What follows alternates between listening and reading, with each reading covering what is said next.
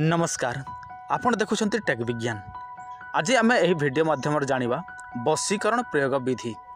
देखंतु वशीकरण समस्ते करने चाहती किंतु समस्तक द्वारा कौन सी वशीकरण होए नाही कहीं ना एथिपाई सिद्धिर आवश्यक पड़ी थाए। किंतु एमिति किछि वशीकरण मध्य अछि जोटा बिना सिद्धि मध्य आपण माने करि परिबे। केवल मात्र केते गुड़िए नियम नीति जानिथिबा आवश्यक। सही नियम नीति पालन करिकी आपण माने जे कौनसी स्त्री पुरुष को वशीकरण करि परिबे। एही वीडियो मो आपण मानको गोटे सहज एवं सरल वशीकरण प्रयोग विधि कहिबी। जदि आपण माने यहाको करिया पई चाहंती ताल निश्चय थरे प्रयोग करिके देखंतु। आ एटा सहजिया प्रयोग विधि मध्य किंतु टिके रिस्क मध्य अछि। जोटा सहज होता है सेठी रिस्क मध्य उठेबाको पड़ी थाए।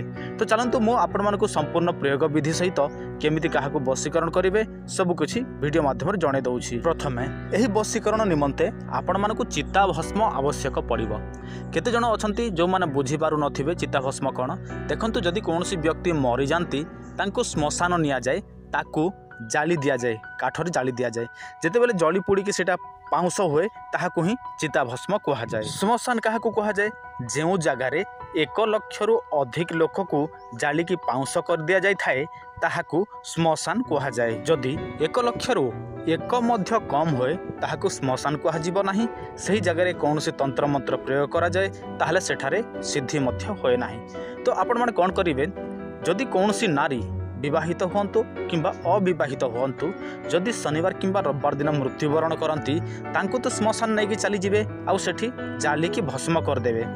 तो आपण माने कोन करिवे पुणी नेक्स्ट गोटे शनिवार किंबा रविवार दिन आपण माने सेठू सही चिता भस्म नहीं कि आसीबे जोटा कि सही स्त्री जो समय आपण माने आनिबे सही समय नाली कपड़ा गोटे सांगे नहीं थिबे। नाली कपड़ा रेखा आपण माने किछि नहीं कि आसीबे। किंतु गोटे कथा ध्यान देबे सांगे सांगे आपण घर को सही चिता भस्म को प्रवेश करेबे नाही। आपण आग पाखरे जदि कौन सी वृक्ष अच्छी वृक्ष रे एका सेटा को रखिबे। आउ कोन करिवे देखंतु आपण मत आनिले किंतु आनिबा समय मध्य अछि। आपण माने जेते बेले इच्छा सेते बेले आनिल तो हबो नाही। गोधूली लग्न रे आपण मानको आनिबाको पड़िबो। आउ गोधूली लग्न जदि आपण माने जानि नाहंती ताहले मो गोधूली लग्न विषय मो वीडियो माध्यम रे आगु जणाई सारिछि। आपण माने सेही वीडियो देखंतु। गोधूली लग्न रे आनिबे धूप दीप इत्यादि आपण माने सेटा को अर्पण करिवे। आउ आपण माने जेते बेले जहा ऊपर पकेबार थिबो वशीकरण करिया पई तो आपण माने कोन करिवे किछि मात्रा नेबे एवं सही व्यक्ति ऊपर पकई देबे। देखंतु जदि आपण माने स्त्री मानकर आनी छंती ताहले आपण माने स्त्री को ही पकेबे, कौन से पुरुष ऊपर पकेबे नाही। काहे ना स्त्री मानकर एका स्त्री को वशीकरण करिया पई काम करि थाए। आउ एहा संपूर्ण भाबरे तंत्र हितवारु आपण मानको तंत्र सिद्धि निहाती प्रयोग करिवाको पड़िबो।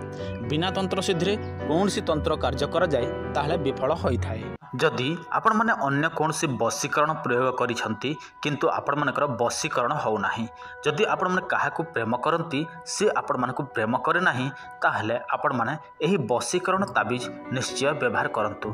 देखंतु आपण जहाकू वशीकरण करिवे से व्यक्तिर नाम केवल आमको देबे एवं आपणकर नाम देबे ता सहित एड्रेस देले आमे आपण मानकू एहा बाय पोस्ट माध्यम रे पठाई देबु। 7-8 दिन मध्य रे एहा पाई जिवे एवं आपणकर नाम अनुसार एहा कार्य करि थाए 7 दिन 11 दिन 21 दिन मध्य रे।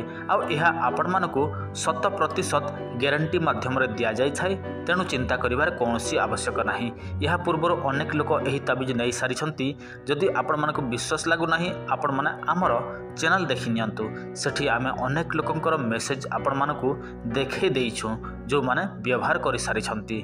तेणु आपण माने काहाकू वशीकरण करिया पई चाहंती व्यवहार करंतु एही ताबिज। ता सहित आपण माने सट्टा जुआ लॉटरी गंजा लड़ई खेल जदि खेलती ताहले व्यवहार करंतु ध्रुत विजय ताबिज। देखंतु आपण मानकू किछि करिवार नाही, आमे आपण मानकू सब किछि प्रस्तुत करिकि पठाई देबु।